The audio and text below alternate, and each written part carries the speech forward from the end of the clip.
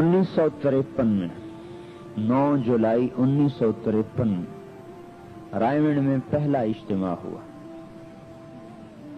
जिसमें मौलाना यूसुफ साहब रहमतुल्लाह अलैह तशरीफ लाए। 1951 में वहां डेरा लगाया गया रायगढ़ में,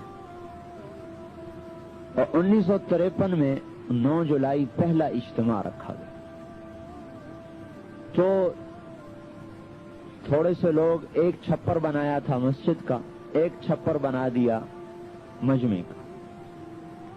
इज्तिमा खत्म हुआ तो मौलाना यूसुफ साहब रहमतुल्लाह अलैह ने सारे पुरानों को जमा किया, फिर उनमें बयान फरमाया कि ये मरकज है और मरकज आबाद होता है कुर्बानियों से। वो दीन का मरकज जो पैसे से चले वो आगे चलकर गुमराही का जरिया बनता है, और वो दीन का मरकज जो जान माल की कुर्बानी से बने वो आगे चलकर हिदायत का जरिया बनता है। और इस मरकज को आबाद करना है, कौन है जो मेरे हाथ पर मौत की बैत करता है। न ये 4 महीने का काम है न चिल्ले का। वो 4 महीने चिल्ले का क्या मतलब है, कारोबार मेरा काम कोई और है, उसमें से थोड़ा सा खैरात आपको भी दे देता हूं। तो अभी तो हम तबलीग को एक साइल की तरह टाइम दे, जैसे साइल का तब 1 रुपए का सवाल है, 1 रुपए का सवाल है, तो वो कहते भाई चिल्ले का सवाल है, तो हम भी कभी कभी चिल्ला उसको फेंक देते हैं, चल भाई चिल्ला तबलीग को साइल को दे दी। तो मौलवी साहब रहमतुल्लाह अलैह ने फरमाया कि ना 4 महीने न चिल्ला, ये पूरी उम्मत की जिंदगी का काम है और उम्मत को इस पे लाना है। तो कुछ लोग ऐसे चाहिए जो मेरे हाथ पर बैत करें कि हम मर जाएंगे इस मरकज को नहीं छोड़ेंगे, और भूख आएगी रोटी नहीं मिलेगी और हमारा कोई जिम्मा नहीं रोटी देने का, और प्यास आएगी और हमारा कोई जिम्मा नहीं पानी मुहैया करने, और बीमारी आएगी और हमारा कोई जिम्मा नहीं दवाई देने का, और यहां से हिलेंगे नहीं। बोलो कौन तैयार है?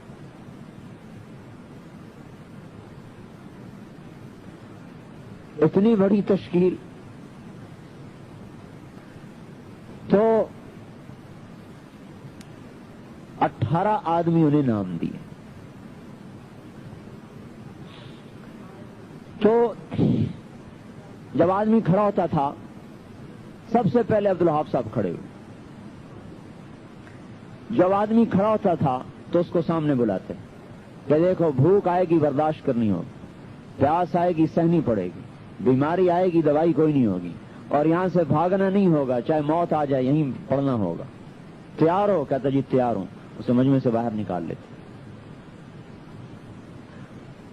मुश्ताक साहब एक हमारे बुजुर्ग हैं, वो फरमाने लगे मैं भी उस बयान में था। तो मियां जी मेहराब मुझे तरगीब देने लगे कि तू भी नाम लिखा। तो मौलाना साहब रहमतुल्लाह अलैह ने डांट दिया कि कोई किसी को तरगीब न दे, जिसने खड़ा होना है खुद अपने इरादे से खड़ा हो। कल को यहां भूख आएगी और बीमारी आएगी, फिर ये तुम्हें कोसेगा कि मुझे फंसा दिया। जिसने खड़ा होना है अपनी हिम्मत और फैसले पर खड़ा। तो उन 18 आदमियों से बैत ली कि यहां से नहीं हिलना चाहे मौत आ जाए। तो उन सब ने यह फैसला किया कि यहां से नहीं हिलेंगे चाहे मौत आ जाए। और मुझे हाफिज सुलेमान साहब ने सुनाया कि 3-3 दिन की भूख आम चीज थी, और बाज़ औक़ात ऐसा होता था कि सख्त भूख लगी हुई और अल्लाह ने रोटी भेज दी और हम खुश हो गए, अल्लाह तेरा शुक्र है खाना आ गया।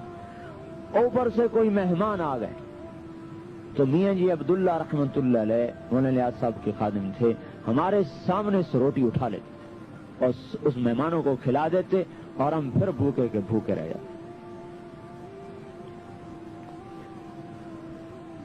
चौथाई रोटी मिलती थी, मक्की की, जौ की, आटे की रोटी तो कभी कभार आती थी, सालन देखने को नहीं मिलता था। اور مرچوں کے ساتھ اور نمک اور مرچ پانی میں گھول کے اس کی روٹی کھا لیتے تھے.